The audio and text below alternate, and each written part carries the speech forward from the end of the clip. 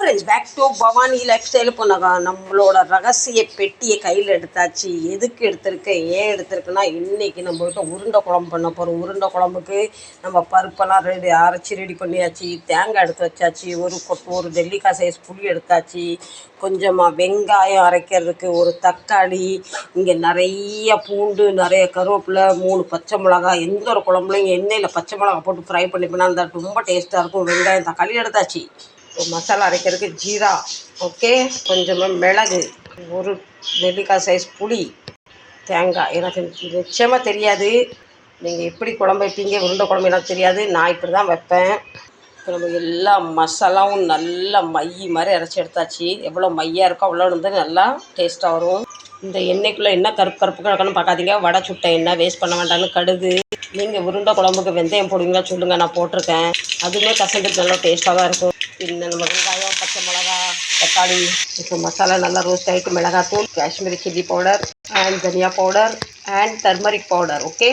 இப்போ தட்டின உடனே மசாலா தட்டிடணும், இல்லை மசாலா கறி போயிடும். பின்ன நம்ம ஜார் கழுவுன தண்ணி, மீண்டும் ஜார் கழுவுன தண்ணி, சுவைக்கேற்ற மாதிரி கல் உப்பே.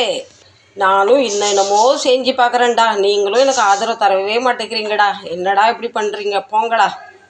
உங்களுக்கு எல்லாருக்கும் நிறைய வேலை இருக்குன்னு எனக்கு நீங்கள் ஆதரவே தர மாட்டேங்கிறீங்க. சும்மா தள்ளி விட்டுறீங்க. எனக்கு தான் வேலை இருக்குது. இருந்துமே நான் மானங்கட்டுத்தனமாக உங்களை தேடி தினம் வரேன். என்றைக்காவது ஒரு நாள் என்னை பிடிக்காமல் போயிடுவாதானே ஒன்று. என்றைக்காவது ஒரு நாள் உங்களுக்கு என்ன பிடிக்கும், அந்த நம்பிக்கையில் வாழ்ந்துக்கிட்டு இருக்கேன். பார்க்குறேன், கடவுள் என்றைக்காவது ஒரு நாள் கை தருவார். அந்த நம்பிக்கையில் உங்கள்கிட்ட என் மனசை பற்றி நான் நல்லவா, நான் வல்லவா அப்படி சொல்லுவீங்கன்னு கடவுள் எனக்கு சப்போர்ட் பண்ணுவார். அந்த நம்பிக்கையில் நான் உங்களை உருட்டுன்னு உருட்டிக்கிட்டு இருக்கேன். நீங்களும் என் உருட்டுக்கு கை தரவே மாட்டேங்கிறீங்க, காதும் சாக்க மாட்டேங்கிறீங்க. உங்களை நான் விடுற மாதிரி இல்லை.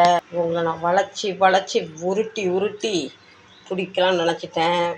என்றைக்காவது ஒரு நாள் நீங்கள் வலிக்கு வருவீங்க, மனசை புரிச்சுப்பீங்க. அந்த நம்பிக்கையை நான் இழக்க மாட்டேன்.